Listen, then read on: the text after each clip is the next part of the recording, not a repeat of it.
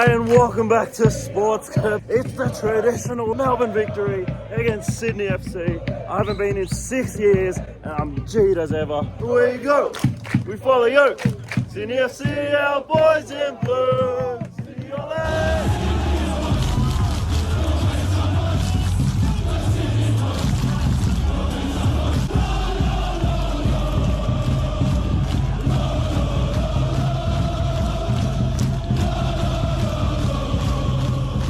Hello.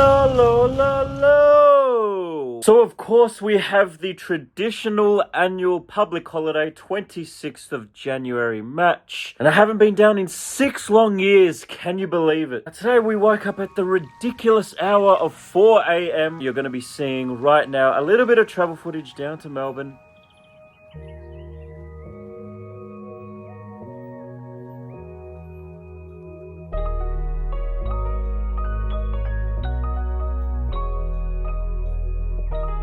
So we arrived ridiculously early and I forgot that it was a public holiday, which meant no one was around at all. But it's okay because we found ourselves with this little fine creature that we stumbled upon to share some company with in the early hours before I grabbed myself a nice little chicken panini schnitty with, of course, my traditional morning coffee, as you have to have in Melbourne.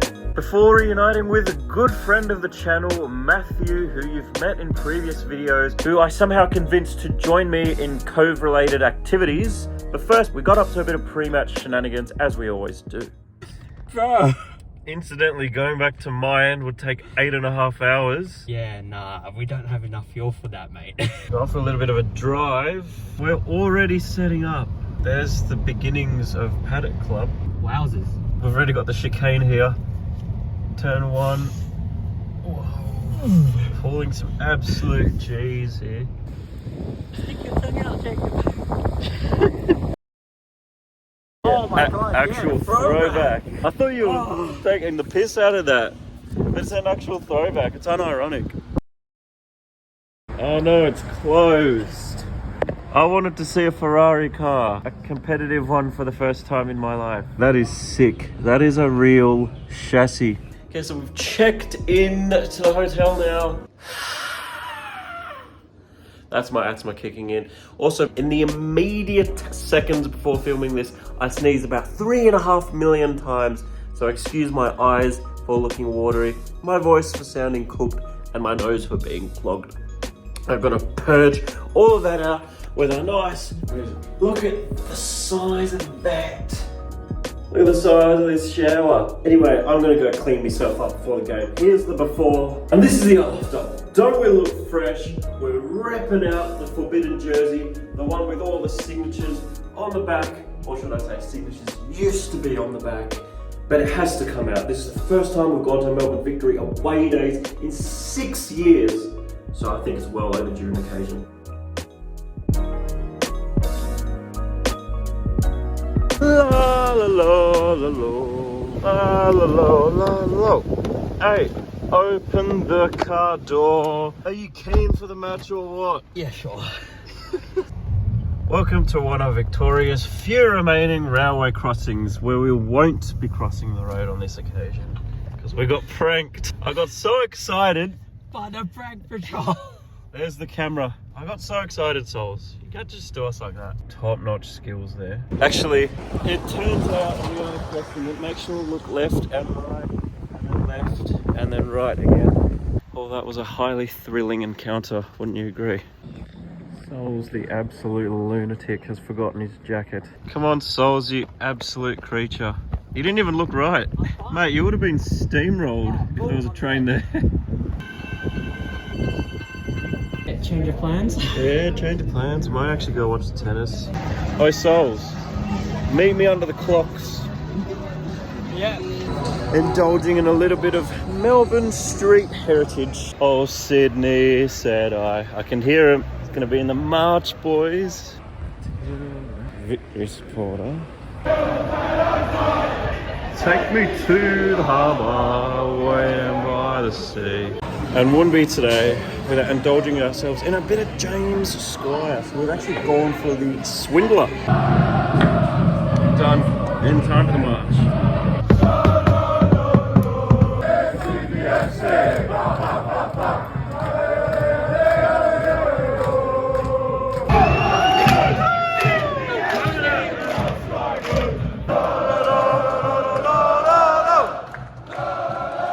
echo is insane.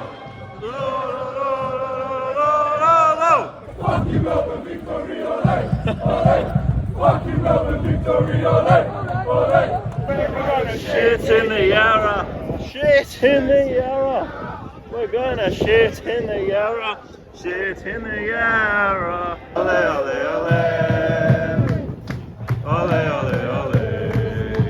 Sing with one voice! I hate, you hate, we hate Victorians! Boo! Fuck you, Melbourne Victory, ole! Ole!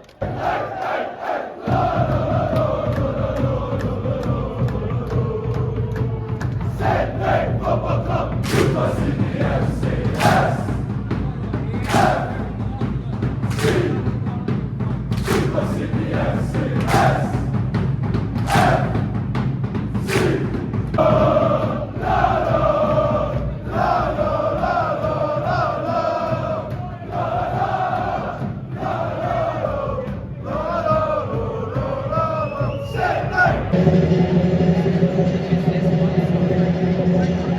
Looking back at that march, you've been inducted. I did not like that at all. That was not fun. To be honest, he is from Victoria, but we don't hate him. He is the one exception. Do you have a score prediction for us? Yeah, I reckon 72-91. And then it's going to go into overtime penalty shootout. This is a paper rock at the end. And if they're going to do a hot lap, then they'll need to do a coin flip. It'll end in a coin flip. Yep. Souls. Actually, my grandma said it was going to be 3-1 to us. I reckon it's going to be 2-1 to us. I'm vibing a 2-1. We're due a win here in Melbourne. I reckon we're going to sneak it. We're in good form. We're due a win here. Yeah, so last time we were here, that section was completely empty because they had just thrown a bin at a goalkeeper.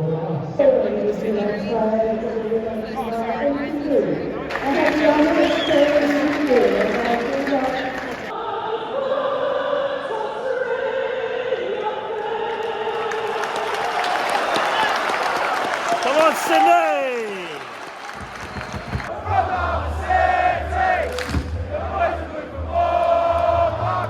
It's just really unfortunate that Stand By Me is an absolute classic and a favourite of mine. It's unfortunate it has to be Victory's anthem, but I won't disrespect it.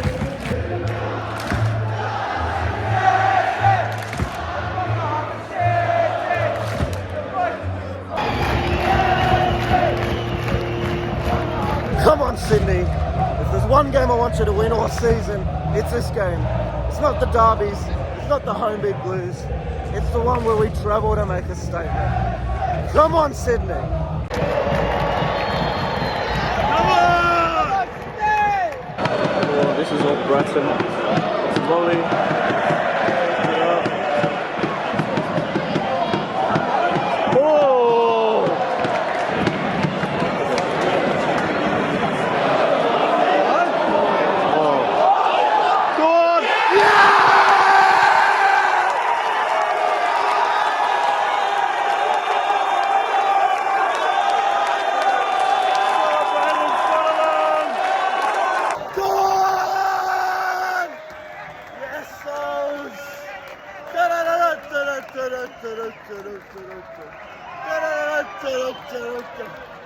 Early doors!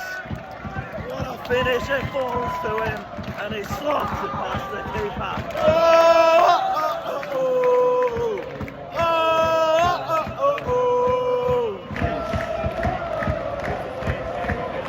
Let's Sydney boys! We'll make some noise!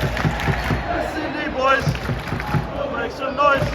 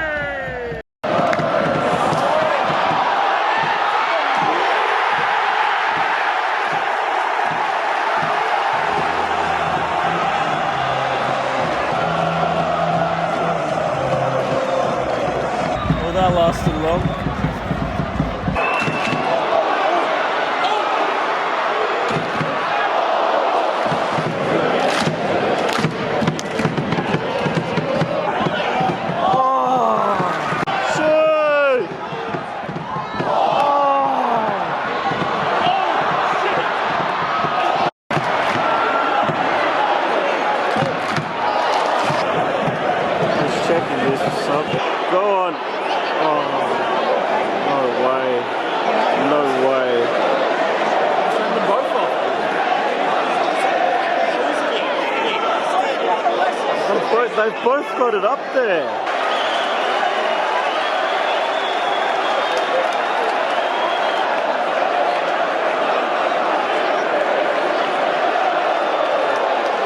That is a shocking decision.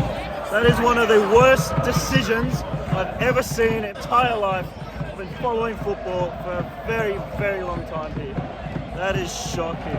That's absolutely I thought one of the worst decisions is footy. The other team gets the ball because they just missed the ball. I mean, that's worse. That's footy. That has got to be the worst decision I've ever seen in my life. That's absolutely shocking. But I just cannot. I really can't.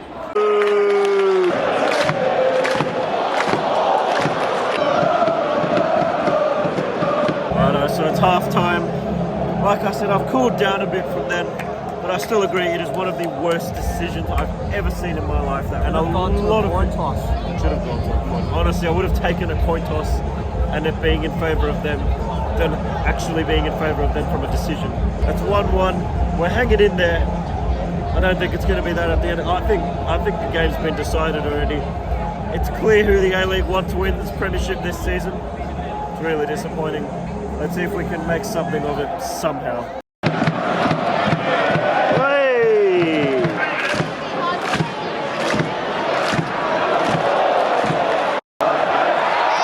Oh my God.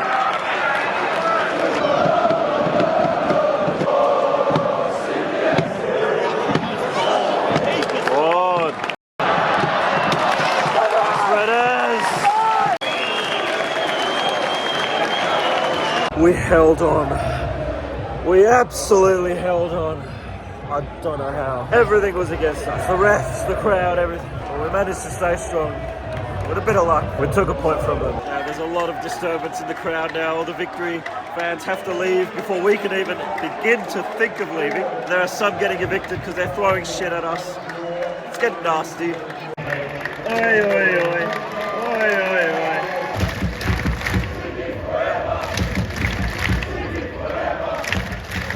Very proud of that one, boys. Thanks for coming, Souls. Hope you enjoyed it. It was a very different experience to what you're usually used to in sport from what I've introduced to you over the past few years. We would have gone to a coin flip. I'll give you that much. See ya. I will catch you when I come down next. It's been a pleasure as always. We're back. It's 5 a.m. actually the next day, and I got a flight at 7 a.m. so I've got to get going. Thanks, Mercure, for having us again. This is the second time we've stayed here, and it's a really good place actually. Really enjoyed it. So it was at this point that we had to make our departure from Melbourne. Can you tell that it was tennis weekend? Because I couldn't, to be honest. So there's Melbourne one last final time, but not before one final surprise, because we got upgraded to business class. Yes, that's right. On our way back, there was one available seat left, which we were able to snap up and enjoy an enticing breakfast, with of course one final bevy. Never too early for a bevy. And also, this was absolutely delicious. Can you tell I'm seconds away from passing out here due to my absolutely abysmal sleep schedule? And so that brings to end a short yet highly entertaining trip down to Melbourne. Now, before I leave, I just wanted to make a few words. Now that I have actually looked back on it multiple times, I've watched the full match replay. I've heard everyone's opinions from different perspectives, commentators, analysts, experts, my friends, my own. And I think, and I stand by this, the red card decision for Pat Wood was one of the worst decisions I've ever seen in my life. I said it in the moment, and I wholeheartedly agree. That is up there with the worst decision in any sport I've ever seen. Where VAR is going now, what football is, it is just going off the rails completely. I'm losing faith in officiating full stop across all different sports I follow. I have no faith in refereeing. Referees, I feel now, rely way too much on VAR, and VAR has taken what football is and has changed the dynamics of it completely. Now, one of the commentators actually said on the coverage, we must not forget football is a contact sport. So if you look at it closely, Paddy Wood has got his eyes firmly on the ball the entire time. As soon as the ball is in the air, he is looking at that to try and control it. He gets a shove from a Melbourne Victory player that sort of puts him off balance, but he stays upright. It's not that much of a shove. It's not a shove that I would call a foul. It's just part of jostling for position to get prime position under a falling ball. He goes for the ball. Traore simultaneously raises his foot, but as he's further away from the ball than Patrick Wood is, his foot ends up inevitably behind Patrick Wood's foot. Now, Patrick Wood is still looking at the ball, and then I'd like someone to tell me how Patrick Wood can possibly make his leg vanish in the time it takes for him to control the ball before hitting Adama Traore's leg. Because this may come as a surprise to a lot of you, but gravity actually exists. Patrick Wood touches the ball, he's controlling it very well, and his foot has absolutely nowhere to go but downwards because of our friend gravity. And as he goes downwards, he inevitably contacts Adama Traore's foot. Now, Adama Traore goes down, whether this is exaggerated or not, because he did get up after this, played out the rest of the match. The official saw nothing in it at the time. He waved play on, and he only stopped play because Adama Traore was down. And that's when VAR intervened and blah, blah, blah. Like, I'm trying my hardest to see where VAR is coming from, and the only thing I can see is obviously the studs up contact. But you fail to take into account so many factors as to why that happened. It wasn't a reckless challenge. He wasn't trying to steal the ball off Adama Traore. The ball was freely to be contested. Both players were looking at the ball. And I maintain, I'm holding myself to this, that if it was Adama Traore going for the ball and it hit Patrick Wood, I would have been biased at the time in saying, send him off. I would have been biased because it would have been something that would have advantaged my team. But I still would have maintained that would have been one of the worst decisions that I would have ever seen. Because it's a contact sport. What are we supposed to do? If we're not playing contact sport, you're telling me now that players aren't even allowed to go for the ball. What happened to the good old ball before player rule? If a player contacted the ball before they contacted their opposing defender, it's a good tackle, it's a good challenge. Whatever happened to that? We're getting softer and softer as the years go on, and it is bloody disappointing because it ruins matches. This genuinely ruined the match. Well, it didn't ruin it, but it changed it drastically. I personally think Sydney FC were the better team up until that moment in time. We were playing better than Melbourne Victory, and even one point we had more possession than them. And you can go and rewatch the footage. You can purchase a subscription to Paramount Plus, click the full game replay, and then you can hear some of the commentators echo some of my opinions here. But as soon as that red card happened, it changed the entire dynamic. It took a win completely off the table for Sydney FC. Something insanely dramatic would have had to happen in order for us to get a win. It took a win off the table, and it forced us to play for the rest of the game for about 60 or so minutes with one less player defending. And we defended bloody well brilliantly. Usually I'm the first one to criticize our defense, but that was one of the best performances defensively I've seen. And I'm so proud of you boys. I'm so proud of you, Sydney FC. If we can keep up that level of commitment to getting results from games, it doesn't always have to be the win, as you could see last Friday. It's grinding out results against the best teams, pushing yourselves to the limit, challenging yourselves. That's what's going to get us moving forward into the future. That's what's going to get us a final spot. That's what's going to get us contesting trophies again. Anyway, we got a draw in the end. We ground out a result. And despite playing with one more player for 60 minutes, Melbourne Victory still couldn't score a goal. 10 men, and you couldn't score. 10 men, and you couldn't score. Anyway, that's all I have to say on the matter. I hope you guys enjoyed this video. Don't forget to like, comment, and subscribe if you enjoyed it. If you're new to the channel, I do a lot of sports. I major in A-League, seemingly unintentionally. I just ended up majoring in A-League. But I do go to footy. I attend cricket. I've got a Big Bash Grand Final vlog coming out for you guys. As always, I've been your boy SportsCob. Until the next one, peace. Forza Sydney FC. It wasn't a win statistically, but you did me just as proud, boys.